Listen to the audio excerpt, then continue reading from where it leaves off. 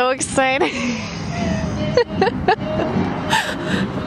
Let's try and walk through the drive-thru. They're gonna get mad at us. Yeah, we're hooligans. Hello everybody. How are you?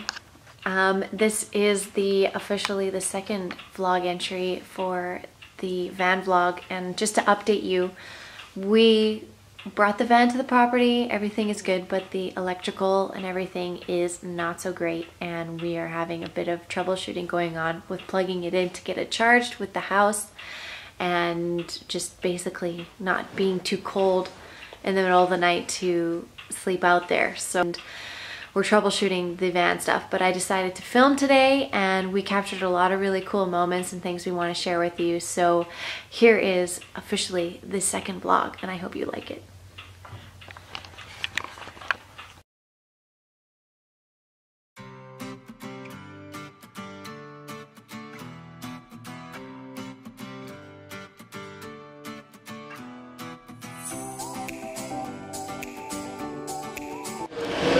Disable batteries if you can on the way out. Okay. All right. Yeah.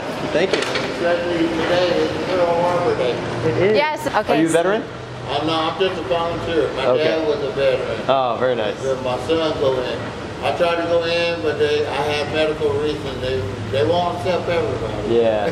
Oh man. So I'm doing my part on the home front for those that go abroad. Yeah. Sweet. Well, that's fantastic. God bless you. We'll see you. God bless you.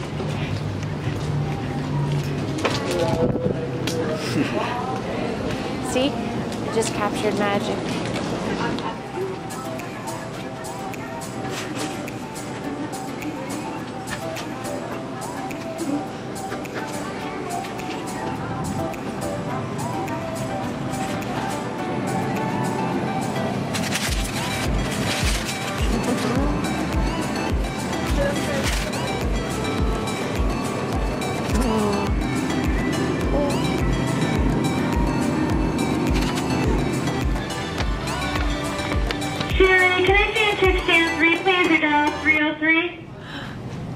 I was just gonna say, shopping is so fun because I just walk around and smile at people, and it's just like light work all the time, and it's so fun. I just light up their whole day while I look for some chips to eat with my olive tapenade for my Friday night while I edit this probably.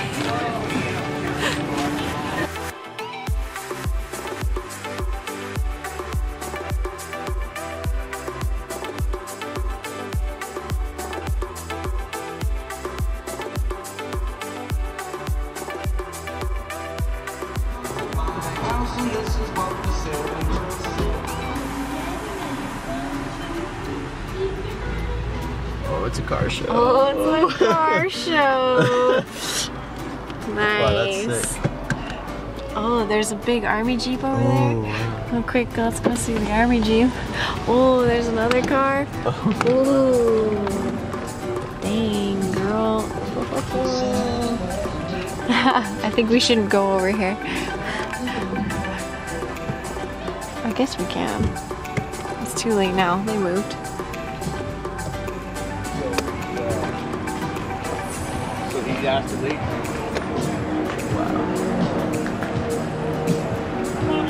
Oh my gosh.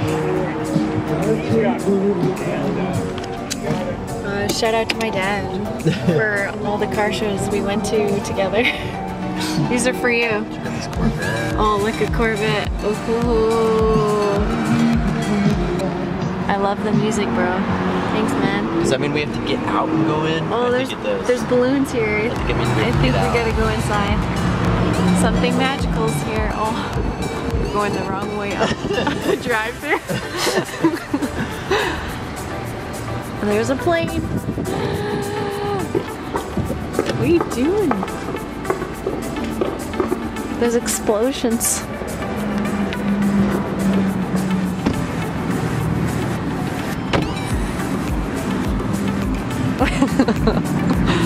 There's streamers. It's a party. It's a party. We gotta go in.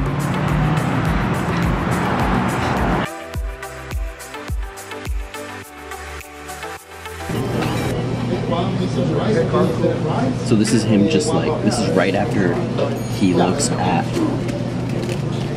the, this is right after he looks at the, like, memo thing, and he's like clearly distraught. And you can see Laura Bush too. Now, out of context, that could just look like he's upset because he's at his father's funeral, right? Yeah. But if you watch, that's what I thought at first. Or was that like the program of the whole funeral, and they just looked at it and they were like, fuck, this funeral's like super long. The thing is, it was the program, I think, because other people had those white things. Right. But in this next video, you clearly see him. You clearly see Laura look at the document, show disgust, and then show Jeb. And Jeb, before that, is like kind of smiling and like looking around. He does a double take at the document and then just looks like so distraught. And the fact that they captured that moment on camera, on the actual funeral procession, like by accident, but they were pointing it there on purpose. Yeah. Yeah. Right? I wonder. So, right here. He just like pulled it out of his pocket and handed it to her. So Laura, yeah, As so soon she's as looking the at it. thing- Look, she's looking at it. She's disgusted. He's kind of looking around like a little smiling a little bit. See, like cheerful smile. Does a double take at the document and now looks like what? What? That's a crazy video. Right? And then that goes into the other one where he's like, oh. I didn't think it was that obvious. Like you can Yeah, literally see you it. see him do You a see him double. pull it out of the pocket. Let's watch it again.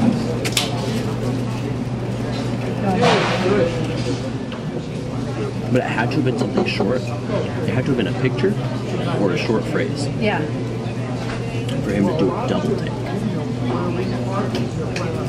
More likely a picture. Maybe it was just like a cue. Or something, another thing, a code that only they would know. Maybe.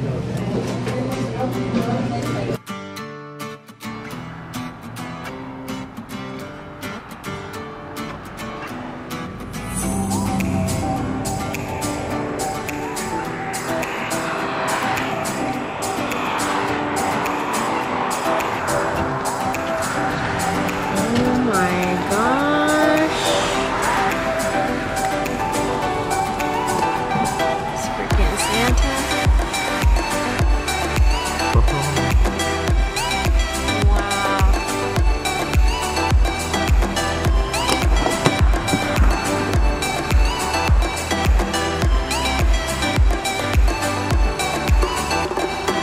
Yeah, welcome home. Like, that's so crazy. They got a Christmas counter, 18 days till Christmas. So, oh my gosh, that's so much stuff.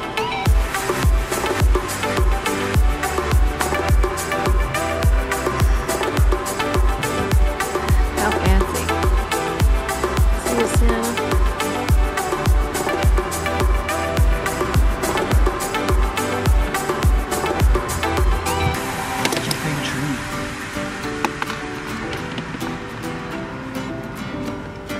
Like, how do they get the lights on?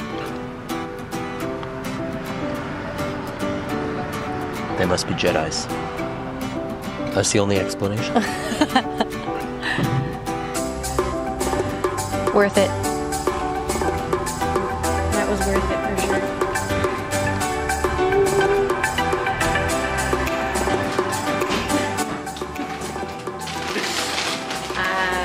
What's up? What you got there? Oh, nothing. Did you get a treat for yourself? It's just it's Friday. It's Friday. What does that mean? Oh, donut day. Yum.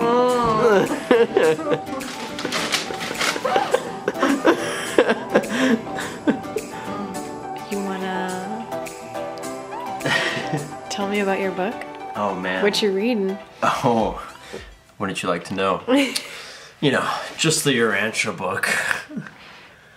So, yesterday, or was that today? It was this Was morning. this all today? Wow. Where's the day gone? This morning, I wake up and my dad is like, hey, I've got a surprise for you. And he's like, there's a package for you. And he pulls this out and he's like, this came and was sitting in the front yard in a pile of mud, drenched in water, because we just had like a big thunderstorm last night. And he's like, but it looks like the book is good. And I was just like, oh my God, is that the Urantia book?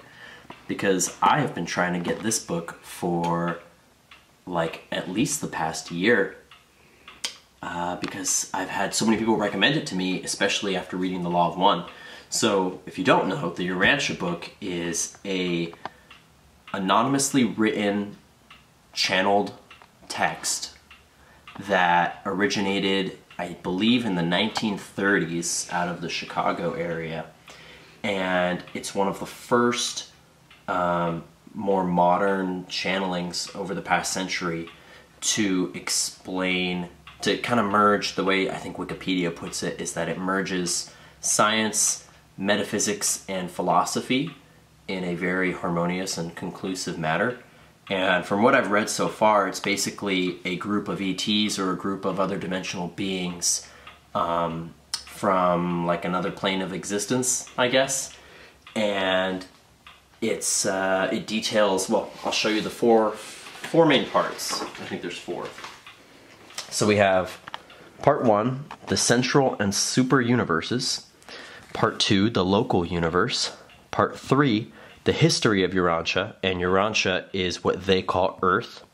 And then part 4, the life and teachings of Jesus. And I'm very interested in going through this book, although it's, you know, it's literally like... Yeah, it's pretty big. It's over 2,000 pages, so it's like the Bible.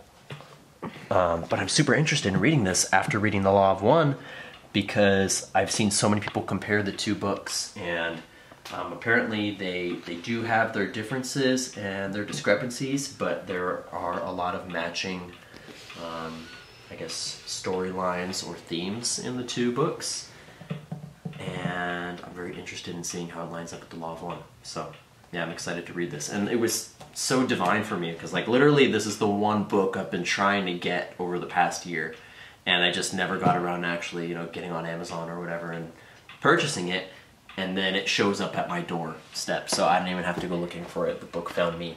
And it came from, I didn't even explain this, a family friend. So my dad's friend from high school, his wife sent it to me, and I've never met her. And she wrote me this amazing note basically saying, hey, your dad tells me that you're interested in stuff like the Anunnaki and the real histories of Earth and ETs and stuff. And she's like, I've been meaning to send you this for years, and I finally found it in my local bookstore and thought I'd send it to you. I'm like, holy crap, like this person I don't even know that I've never met is sending me this. It's just so cool and so divine. So yeah, I'm stoked. So that's what we're doing on Friday. That's what we're doing. Reading the Urantia We're book. super connected to this cause, as you can tell, because we just get books literally lent up against the gate, gifts. Like after the floods, we received this book. So I want to read it too, because we watched, what was that movie last night? Dogma. Dogma last night. And so it was talking about Jesus and archangels and personifying them more, and it was super good. And it's crazy that we got this book the next day, because Jesus just keeps coming through my experience lately, and I have to, like, I don't have that much of a connection with him. Yeah. And the thing that the whole thing about the whole movie was that the crucified Christ was a bummer as a symbol for the Catholic Church. And I've been talking about the crucified Christ so much lately, how it is such a bummer and how it's weird to hang a dead, like the Savior that was murdered, like the thing that murdered the Savior, whatever, up on the wall as a symbol of your faith. And it was just weird. It's almost like you're actually celebrating the death, celebrating the conquering of the Christ consciousness in a way. And so it was always messed with me. I was like, I don't like this symbol. And I've been thinking about it, and even just the cross, and like, okay, the cross is it's more dynamic than that, like the 4 points and everything, but still, like, that's how you know it, is a symbol of what they hung up Christ on. When the camera runs out of storage. I don't remember. Oh yeah, Jesus. I was like, I was reading the Law of One this morning, and Yeshua came up again, and so then this book arrived like moments later into the life, and the whole back section is basically the life of Jesus. So I think we're gonna read that part and see what's in there, because What's going on with homeboy Jesus? I think Jesus is trying to hang out, and I'm up for that, you know. Yeshua, it's great. I'm flattered, honestly. It was Shiva for a while, and all the like more Vedic like gods and stuff, but now Jesus and the archangels and or something else I'm going to be learning more about, it looks like, which I love. So we'll see what the book says.